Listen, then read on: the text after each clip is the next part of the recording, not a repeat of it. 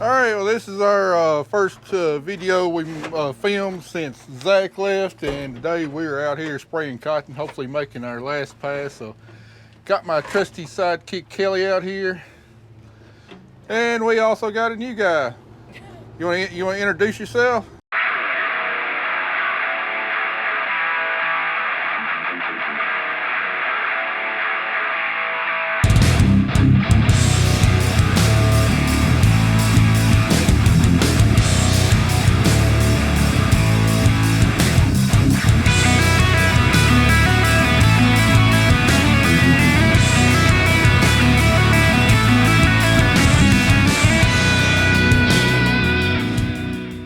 You want to introduce yourself? Well, I'm Nate. I'm their middle child, the best one that they have ever had. Lies, all lies. Don't believe Lies! Yeah, notice he said I'm the middle child. What's wrong with that? That's the best one, ain't it? Anyway, he's going to be helping us out this fall. He's been employed with seasonal help, and their season has kind of come to an end. So he's agreed to help us out this fall. Now, he has worked on the farm quite a bit in the past, you know, when he was in middle school and younger in high school. So, I mean, he kind of knows the ropes out here, but, you know, back then he was too young to really be trained on a lot of stuff that we're going to need him to do this fall. So we're going to take it nice and easy with him and train him how to do a lot of these jobs. Now, he's not old enough to legally drive or big trucks and stuff like that, but he does know how to run a tractor. We're going to teach him a lot of mechanical work, teach him mixing chemicals and everything else we're going to need to get the rest of the crop out. So he'll be here through at least December. For all y'all wondering, the position that Zach had is still open. We are still accepting applications. We talked with a bunch of people, but we feel like we haven't really found that right fit for our farm yet. So, you know, if you're interested in the position, you know, feel free to contact us, and we'd love to talk to you. We got about 225 acres of cotton to spray. Hopefully, our last pass of insects, and then hopefully we'll be done with the cotton until it's ready to blow it open and knock some leaves off. Come on, what's taking so long? I got to go.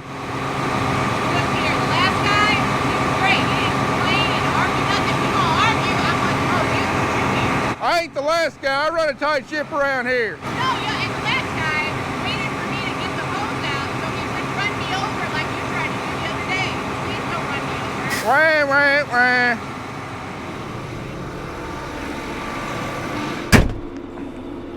All right, let me see if I remember how to run this thing. It's been a while since I've been in here. Zach and Kelly's always done all the spraying. I think the last thing I sprayed was wheat back in January. I think I got all my monitors set up right and everything now. Should be like riding a bicycle. All right, Kelly's clear. All right, let's get on to the field. Oh, looks like this road getting a little busy. Looks like everybody's out spraying, making one last application to the crops before we lay them by. All right, here's some of our corn on the left and the right. See, some of the top's still green, but you can see some brown areas out there too. That's where the corn just gave up and died prematurely. I don't know if you can pick it out too well on camera. You can see it pretty plainly from the cab, but you know, the rest of the corn is drying down, but some of it, especially if you look through the top right here, you can see some green intermixed. You can see some green streaks with some brown streaks. And those brown streaks out there, I mean, it's not even going to be worth running the combine through. The corn died prematurely, and that's even if it's got an ear on there. And here we got our last double crop planted beans. Looking good. Here's one of my neighbor's Jordan East. He looks like he's spraying his beans with a fungicide. He's the one that's let us borrow the hopper bottom trailer. We also picked some cotton for him on this farm last year. Everybody's out in the field trying to make one last application to the crops to get them laid by.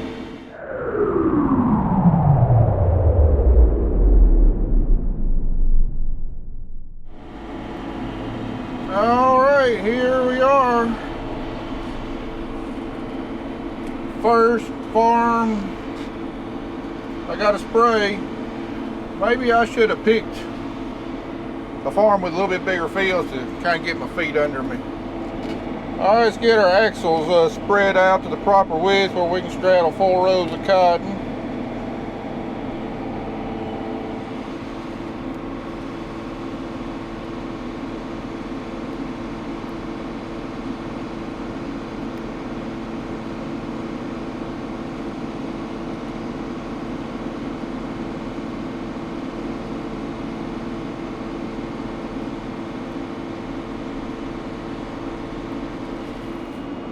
Alright, I think I got everything set up right. Here we go. See if we can do this.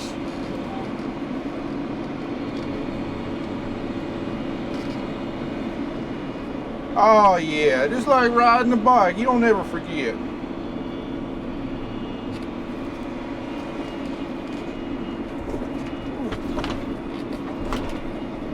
Oh, the driveway's a little rough.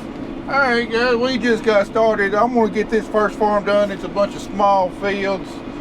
And I'll bring y'all back when I get on the next farm, be bigger fields where I can concentrate a little bit more on talking to y'all rather than operating the machine and not tearing the machine up. So I'll bring you back here in about 45 minutes or so.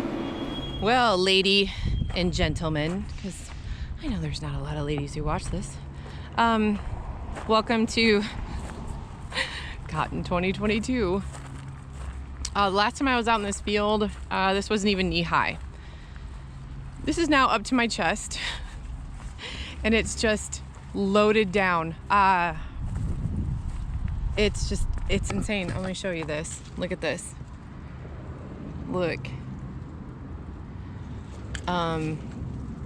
And these are just the so-so plants over here. Of course, that's cover crop we can't kill for some reason.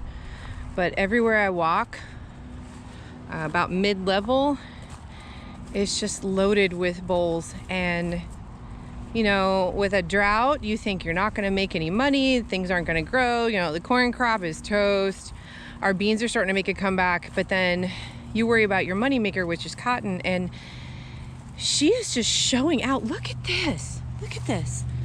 Look at this. Just unbelievable. Wait till I get over here, which all of this is chest high and I'm 5'10". I'm gonna show you. So Nate is gonna start mixing up chemicals. And I figured I'd come out here and show you because once we spray these chemicals out here, you can't walk out here. But of course, here's reality. Everyone likes to show the pretty. We also like to show the real. So, you know, it all doesn't look gorgeous. This is how tall this is. Look at this. Hello! Absolutely gorgeous.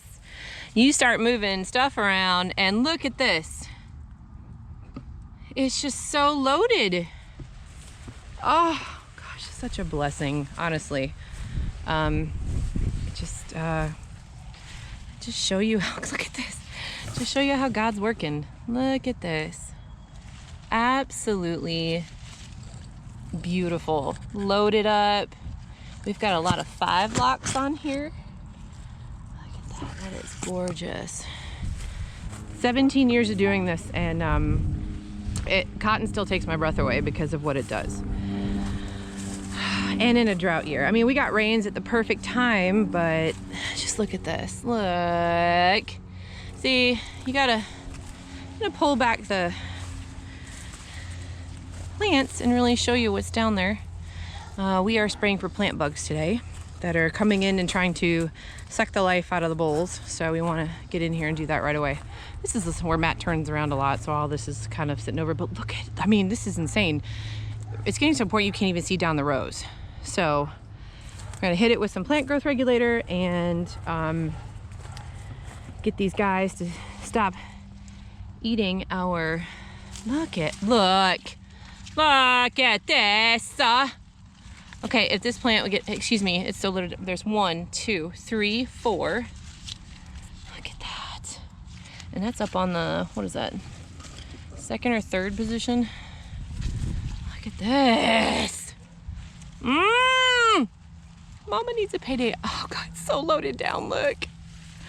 Y'all, this is just amazing. Oh, it's awesome. I can't wait.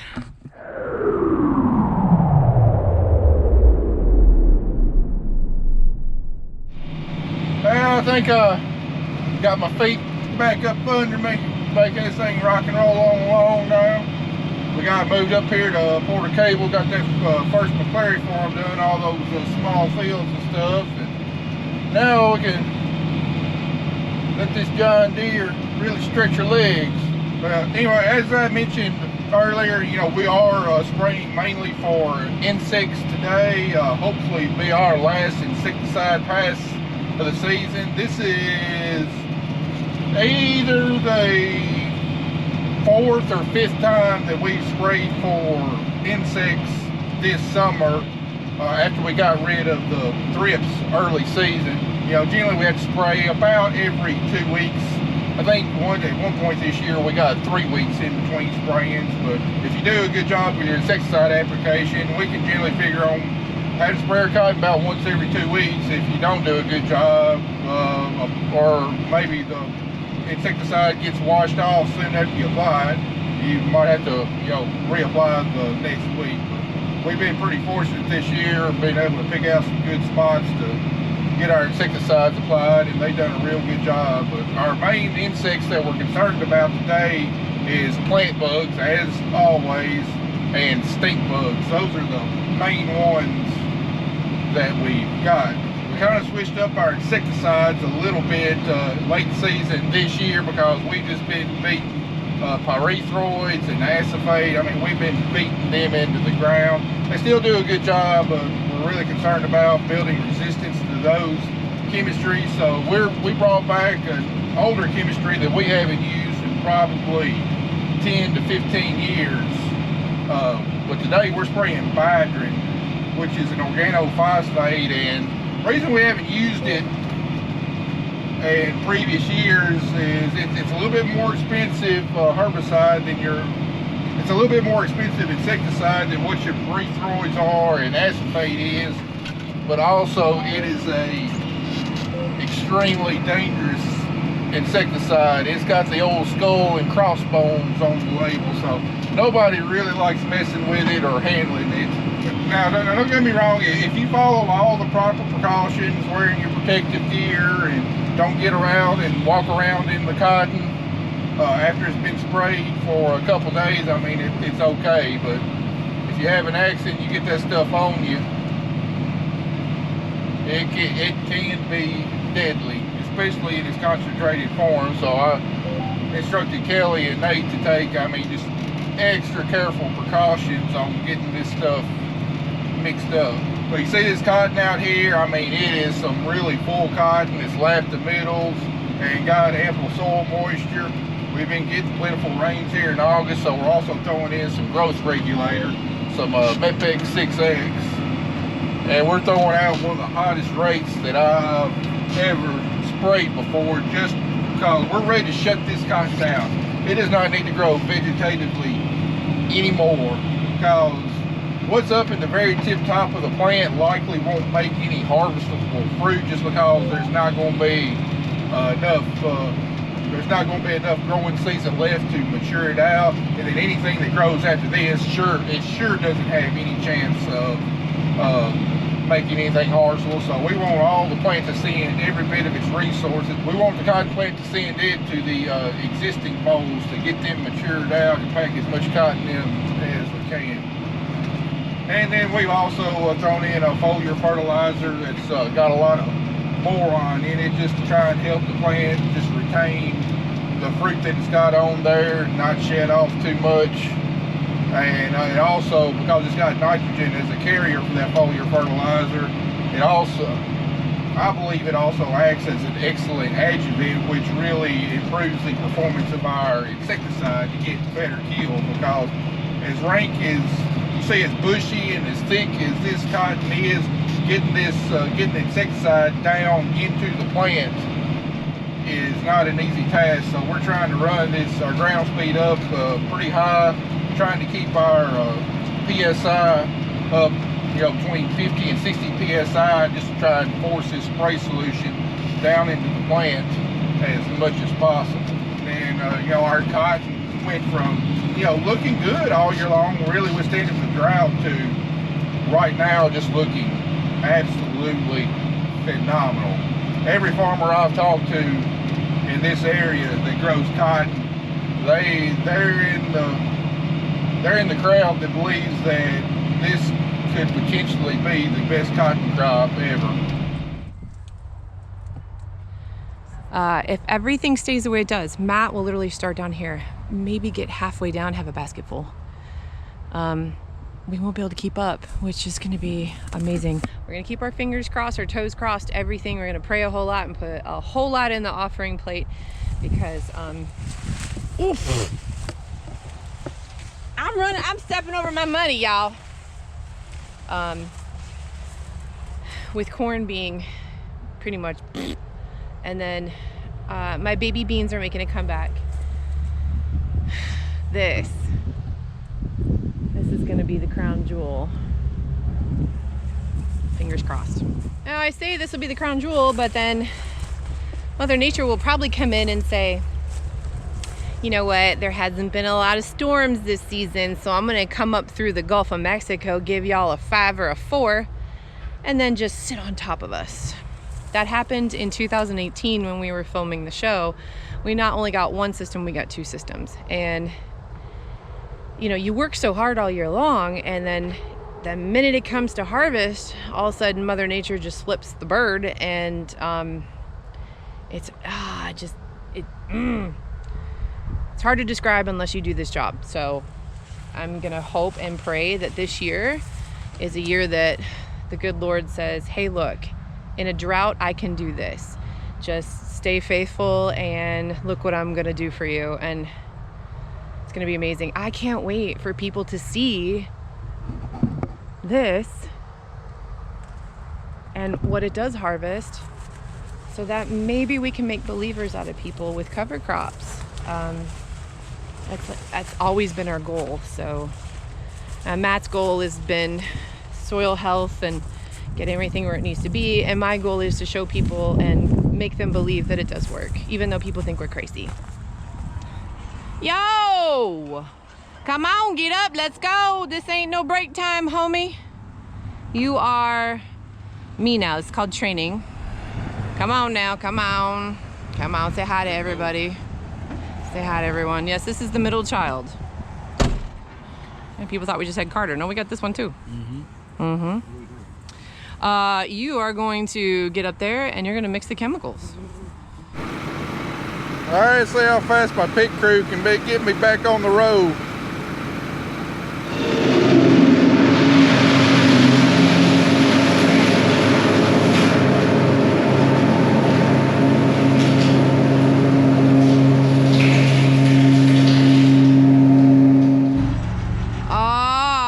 Look at this mess. Look at this. Look at this. Look at this. Look at this. This is a freaking hot mess express. And then when we got here, that was running. There's nobody here, but it was on. I don't know. Oh, so Nate, we're waiting on Matt, is waving at people because I got 6 people. You got 6 people? Because, like, now that you can see the traffic, we're waving at traffic. Wait, if I sit up straight and do this, Let's see if people wave. Let's see if they wave. Live. Nobody. wow. People in this town suck. Serious? This is what we do when we're waiting on Matt. Hi, Wave at me. Wave back. Oh, wave at me. You even looked at me. What's the point of looking at me?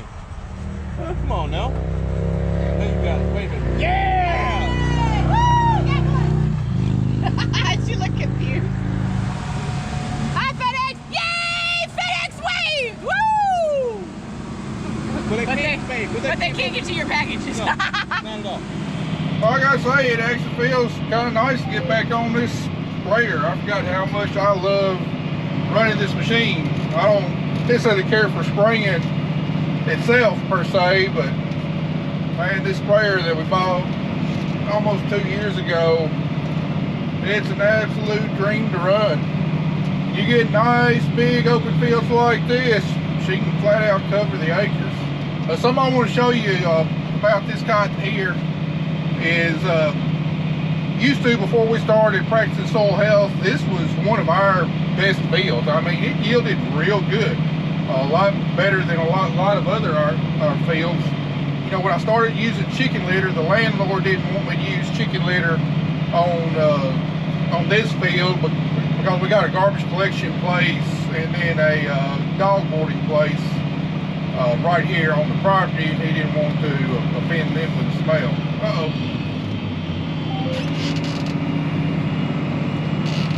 Got a pigweed out there. Go grab my hoe.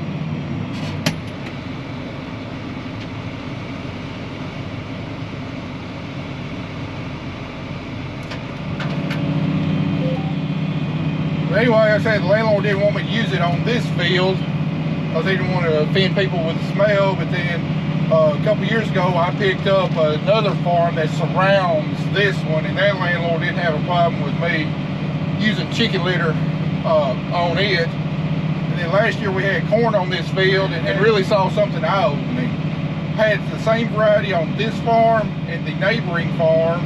Neighboring farm had 2 years of chicken litter on it, and this field had not had any chicken litter on it, but we had the same variety planted the same day. And this soil I always thought was a little bit better than what was across the tree line there. But there was about a 20 bushel per acre difference in yield, with this one being worse. And what I'd seen up until that year was that the yields on this farm were still as good, but they just weren't increasing like I have on all my other farms where I've been using chicken litter and practicing soil health. So I convinced the landlord to let me do it up here, because in reality the smell is all in this area when I apply chicken litter. Leaving it off this field really doesn't make any difference. So anyway, but we applied chicken litter this spring, and this cotton looks, I mean, this is some of the best looking cotton I've ever grown up here. It's I mean, it's full, it's, you know, got a really nice color green to it, and just, you can really see the effects of just one you can really see the effects of just 1 year's worth of chicken litter on this farm. Looks a lot better than the last time I had cotton up here.